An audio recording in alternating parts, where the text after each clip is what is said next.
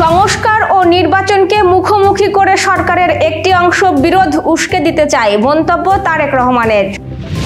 চিন্ময়ের জামিন নিয়ে সরকারকে কড়া হুঁশিয়ারি হাসনাতের।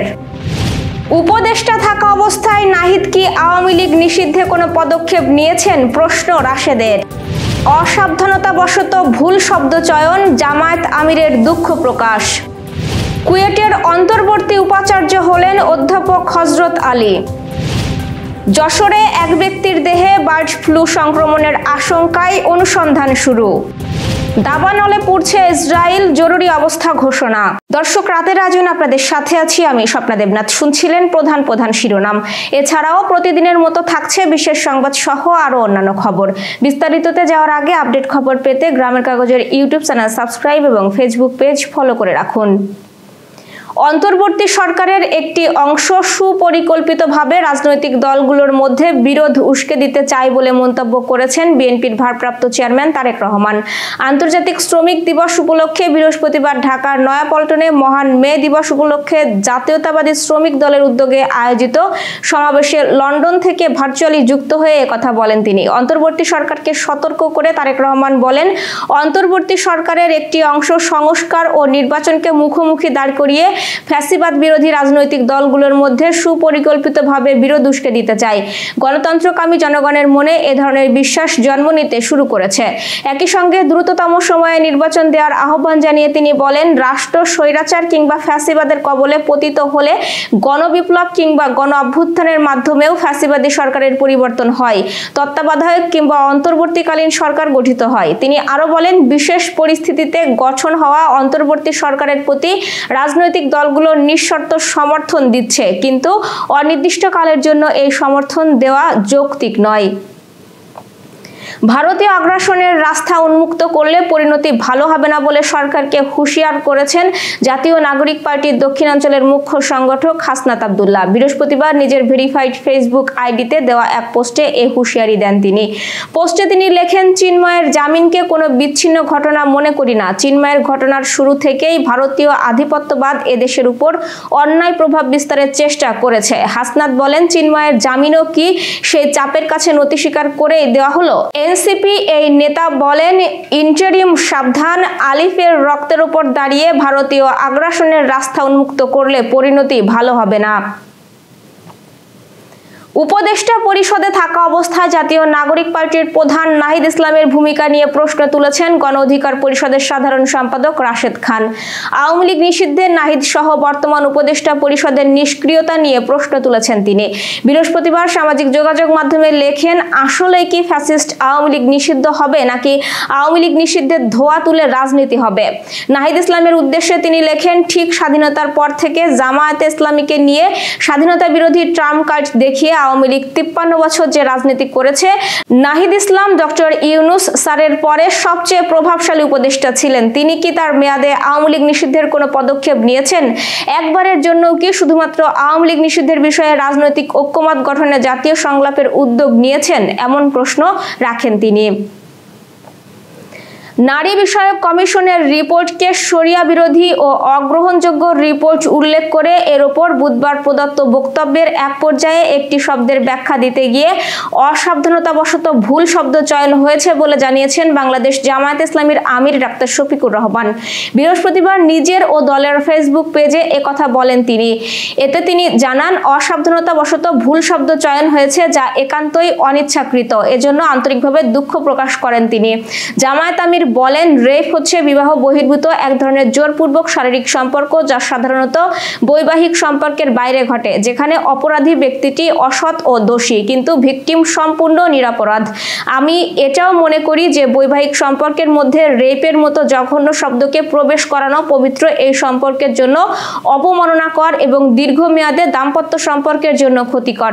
স্বামী স্ত্রীর ঘনিষ্ঠতার ক্ষেত্রে কারো দ্বারা সীমা লঙ্ঘন বা জুলুম সংঘটিত হলে তা স্বাভাবিক বিচারের আওতায় আওতায় অবশ্যই আনতে হবে, কিন্তু বৈবাহিক সম্পর্কের মধ্যকার কোনো অনাকাঙ্ক্ষিত বিষয়কে রেপ বা ধর্ষণের মতো জঘন্য অপরাধের সাথে তুলনা করা অবাঞ্ছনীয় এবং দীর্ঘমেয়াদে সমস্যাজনক। আমার এই অনিচ্ছাকৃত শব্দ চয়নের জন্য আন্তরিকভাবে দুঃখ প্রকাশ করছি। ইসলামের দৃষ্টিতে নারীর মর্যাদা, নিরাপত্তা ও ন্যায় বিচার সর্বোচ্চ অগ্রাধিকার পায় এবং জামায়াতে ইসলামীর অবস্থান সর্বদা সেই মূল নীতির উপরে প্রতিষ্ঠিত বলেও দাবি করেন তিনি। খুলনা প্রকৌশল ও প্রযুক্তি বিশ্ববিদ্যালয়ের অন্তর্বর্তীকালীন উপাচার্যের দায়িত্ব পেয়েছেন চট্টগ্রাম প্রকৌশল ও প্রযুক্তি বিশ্ববিদ্যালয়ের পুরকৌশল বিভাগের অধ্যাপক ডক্টর মোহাম্মদ হযরত আলী। বৃহস্পতিবার শিক্ষা মন্ত্রণালয়ের এক প্রজ্ঞাপনে তাকে এই পদে নিযুক্ত করা হয়।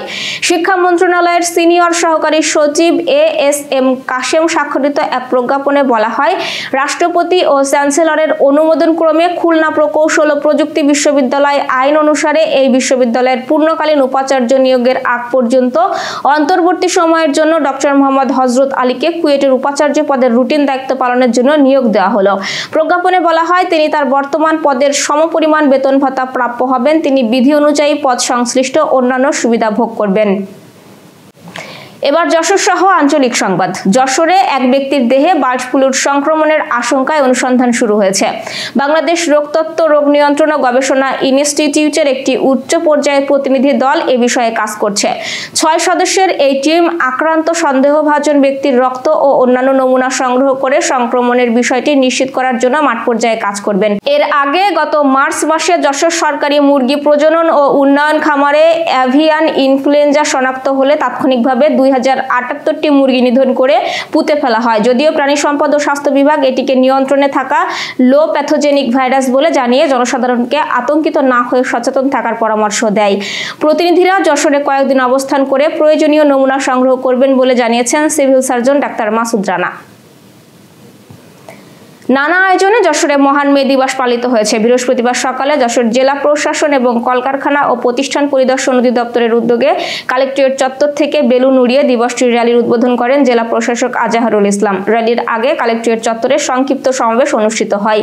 এ সময় উপস্থিত ছিলেন বিএনপির খুলনা বিভাগীয় সাংগঠনিক সম্পাদক অনিন্দ ইসলাম অমিত, জেলা বিএনপির সভাপতি অ্যাডভোকেট সৈয়দ সাবেরুল হক সাবু, সাধারণ সম্পাদক দেলাওয়ার হোসেন খোকন, অতিরিক্ত পুলিশ সুপার নুরি আলম সিদ্দিকী, জেলা জামায়াতে ইসলামের আমির গোলাম রসুল, Jessore chamber of commerce and ইন্ডাস্ট্রির সাধারণ সম্পাদক তানভীরুল ইসলাম সোহান, জেলা ট্রেড ইউনিয়ন কেন্দ্রের সাধারণ সম্পাদক মাহবুবুর রহমান মজনু সহ অন্যরা। দিবস উপলক্ষে যশোর সাংবাদিক ইউনিয়ন ও সাংবাদিক ইউনিয়ন যশোরের আয়োজনে পৃথক আলোচনা অনুষ্ঠান হয়। যশোর জেলা পরিবহন সংস্থা শ্রমিক ইউনিয়নের উদ্যোগে নিজস্ব কার্যালয়ে আলোচনা সভা অনুষ্ঠিত হয়। সভাপতি মামুনুর রশিদ বাচ্চুর সভাপতিত্বে এতে প্রধান অতিথি ছিলেন বিএনপির খুলনা বিভাগীয় সাংগঠনিক সম্পাদক অনিন্দ ইসলাম অমিত। 16 ঘন্টা গাড়ি চালাতে হয়, যে শ্রমিক 16 ঘন্টা গাড়ি চালিয়েও তার সন্তানের মুখে 3 বেলা খাবার তুলে দিতে হিমশিম খায়। যশোর চাষটা শ্রমিক ইউনিয়নের আয়োজনে আলোচনা সভা ও শ্রমিক সদস্যদের মাঝে নগদ অর্থ বিতরণ করা হয়। আয়োজনে প্রধান অতিথি ছিলেন বিএনপির খুলনা বিভাগীয় সাংগঠনিক সম্পাদক অনিন্দ ইসলাম অমিত। ইসলামী শ্রমিক আন্দোলনের উদ্যোগে মনিহার বাস স্ট্যান্ড মসজিদের সামনে সমাবেশ ও র্যালি অনুষ্ঠিত হয়। এছাড়াও যশোর সংবাদপত্র হকার্স ইউনিয়ন সহ বিভিন্ন শ্রমিক সংগঠন র্যালি, আলোচনা সভা সহ বিশেষ অনুষ্ঠান করে। আন্তর্জাতিক সংবাদ। ইসরায়েলের জেরুজালেম শহরের কাছে ছড়িয়ে পড়েছে ভয়াবহ দাবানল। শুষ্ক আবহাওয়ায় তীব্র বাতাসে আগুন নিয়ন্ত্রণে আনতে হিমশিম খাচ্ছেন অগ্নি নির্বাপন কর্মীরা। এমন পরিস্থিতিতে জাতীয় জরুরি অবস্থা ঘোষণা করেছেন ইসরায়েলের প্রতিরক্ষা মন্ত্রী। খবর CNN Times of Israel, BBC, আল জাজিরার। দাবানল নিয়ন্ত্রণে আন্তর্জাতিক সহায়তা চেয়েছে ইসরায়েল। দাবানলে এ পর্যন্ত অন্তত 13 জন আহত হয়েছেন, তবে কারো মৃত্যুর খবর পাওয়া যায়নি। দাবানল কবলিত কয়েকটি এলাকার মানুষকে সরিয়ে নেওয়া হয়েছে। এছাড়া গুরুত্বপূর্ণ বেশ কয়েকটি সড়ক বন্ধ করে দেওয়া হয়েছে। ইসরায়েলের প্রতিরক্ষা মন্ত্রী জানিয়েছেন, এই ভয়াবহ পরিস্থিতি মোকাবেলায় তারা আন্তর্জাতিক সহায়তা চেয়েছেন। তিনি বলেন, আমরা জাতীয় জরুরি অবস্থার মধ্যে আছি। জেরুজালেমের অগ্নি নির্বাপন বিভাগের কমান্ডার সামুলিক ফ্রিডম্যান বলেন, ইসরায়েলের ইতিহাসে এটি সম্ভবত সবচেয়ে বড় দাবানল। সতর্ক করে তিনি বলেন, কিছু সময়ের মধ্যে ঘন্টায় 60 মাইলের বেশি গতিতে বাতাস বইতে পারে, যা পরিস্থিতিকে আরো ভয়াবহ করে তুলতে পারে। Renaissance hospital and diagnostic centre. রেনেসাতেই মিলছে কম খরচে উন্নত সেবা। তাই নিশ্চিন্তে আমাদের সেবা নিন, সুস্থ থাকুন। Renaissance hospital and diagnostic centre, সদর হাসপাতাল মোড়, দরাটানা, যশোর। দর্শক, শেষ করব বিশেষ সংবাদ দিয়ে। টাইটানিক জাহাজ ডুবে যাওয়ার কয়েকদিন আগে এক যাত্রীর লেখা একটি চিঠি 4 লাখ মার্কিন ডলারে অর্থাৎ প্রায় 5 কোটি টাকায় বিক্রি হয়েছে। যুক্তরাজ্যের একটি নিলাম ঘরে সম্প্রতি রেকর্ড দামে এই চিঠি বিক্রয় হয়। জাহাজ ডুবে যাওয়ার আগে চিঠিটি লিখেছিলেন কর্নেল আর্চিবাল্ড গ্রেসি, যিনি টাইটানিক দুর্ঘটনায় বেঁচে যান। ব্রিটিশ সংবাদ মাধ্যম বিবিসি বলছে, টাইটানিকের যাত্রী গ্রেসির লেখা চিঠিটি উইলশায়ারের হেনরি এলড্রিজ অ্যান্ড সন লিমিটেড নামের নিলাম ঘরের একটি অজ্ঞাতনামা ক্রেতার কাছে বিক্রি হয়। এর দাম 60,000 ব্রিটিশ পাউন্ড অনুমান করা হয়েছিল, তবে এর প্রায় 5 গুণ বেশি দরে বিক্রি হয়েছে। দর্শক, এই ছিল আমাদের আজকের রাতের আয়োজন। এরপর সকাল 8টায় খবর দেখার আমন্ত্রণ জানিয়ে শেষ করছি। এতক্ষণ সাথে থাকার জন্য ধন্যবাদ।